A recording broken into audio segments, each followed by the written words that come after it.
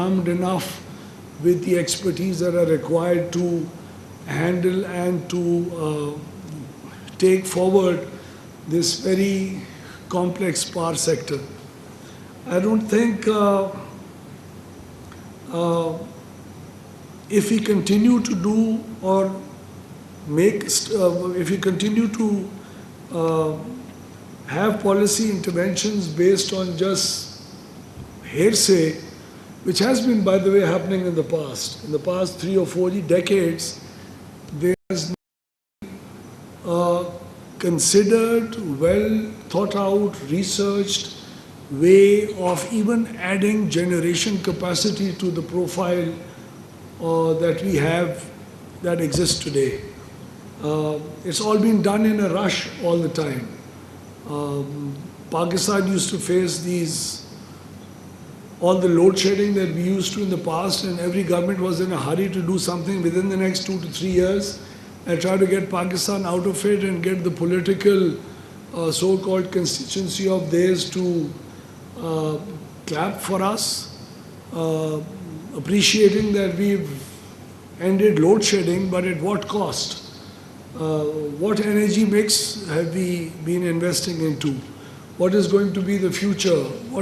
What happens if the indigenous part of that energy mix is not enough to provide Pakistan the kind of energy security that Pakistan must have?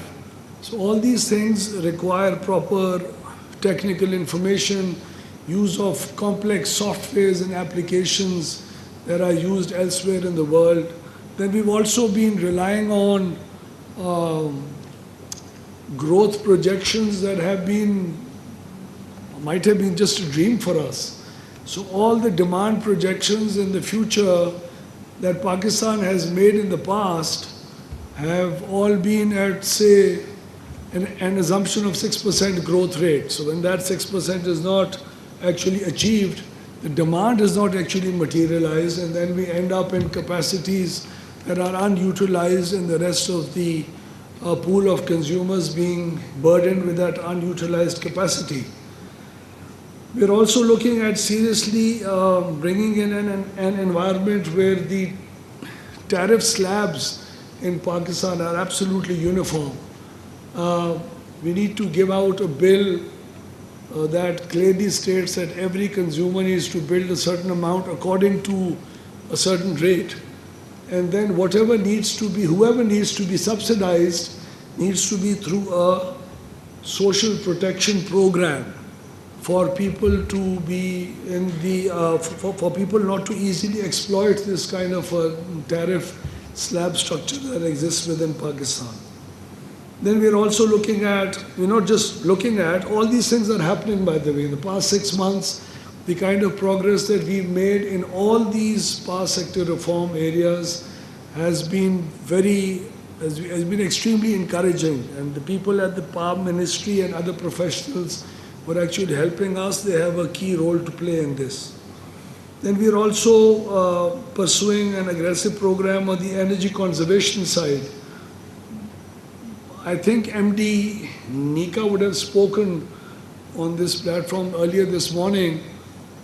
Nika has been tasked to come up with this program that we're about to roll out next month, although it's not a good time to roll out this program because usage of fans would be going down up in the northern parts of the country. But at least in the south it will start picking up. So we are looking at a conservation program where fans could be made more efficient, that could bring down our so-called peak demand by a good few thousand megawatts if this transition actually happens over the next few years. We have a very unhealthy demand curve. So we actually peak out, and most of the peak that happens over and above the 11,000 so-called megawatts of demand that exists in the country is all fans and air conditioners and inefficient building codes that Pakistan has in place. So the energy conservation part of it would really in the long term help Pakistan achieve a much healthier demand profile that could help the policy makers avoid any investments into energy that are not required for a productive manner and in a consistent enough manner. So I'll just give you an example. There are about 3,500 megawatts that are there in place in our entire generation capacity that are used just for about 200 hours or 250 hours in a year out of the 8,760 hours in a year. So this is the luxury and the cost of luxury that one has to pay, and this is something that Pakistan and the power sector of Pakistan can't really afford. So we've also, by the grace of God, reached a point where NTDC, the transmission arm of the power sector, is going to be now split up into 3 parts.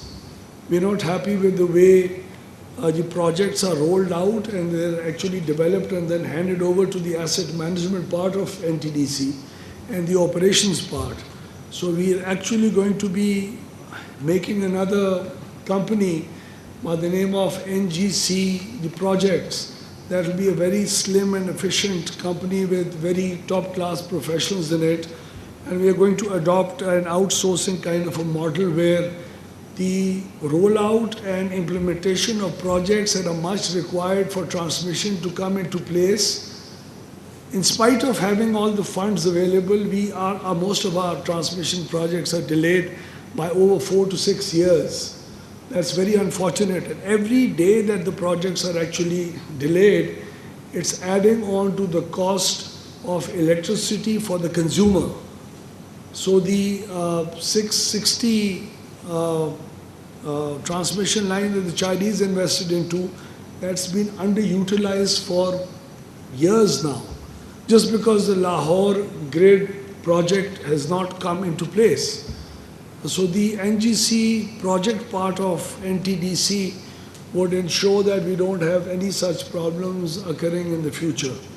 Then the other part of NTDC would be a part of the independent system market operator, who would be responsible for all the planning of the future energy that Pakistan needs to have and needs to buy.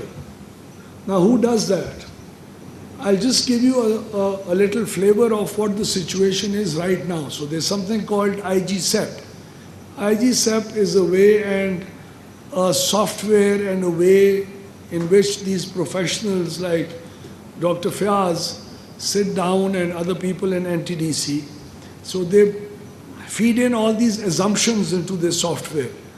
And on the basis of those assumptions, the software actually comes up with the least cost, the methodology-based requirement for power in the future. So now I'm not talking of the previous power plants that already exist in the system. Now I'm talking of the future, the committed plants that Pakistan has already inked contracts with. You'll be very happy to know, as far as clean energy is concerned, that the next 17,000 megawatts of plants being added on to our profile are all hydel or nuclear. So one nuclear, everything else is hydel. So it's all clean energy. So we don't have anything to worry about in that sense. But it's not on a least cost methodology. So out of the 17,000 megawatts of plants that we are supposed to add on, that we cannot avoid adding on, that we've already committed, this is also excess baggage that we have, only 87 megawatts fulfill the criteria of least cost basis. That is scary. What do we need to do about it? So we started having a very serious look at the future plants that are supposed to come on to our profile and see what could be done and what part of the cost of those plants need to be drawn out of the pool of the amount that needs to be, that the consumers would be ultimately burdened with. So we need to nationalize that part of the debt or investment that's going into every plant. For instance, the Mohmand Dam project, it's about to be completed. We've already spent money. The tariff of this Mohmand Dam has not been trued up and it's not available to the plant. वफाकी वज़ीर तवानाई अवैस लग़ारी लाहौर में तकरीब से खिताब कर रहे थे। उन्होंने कहा कि बिजली के शोबे की बेहतरी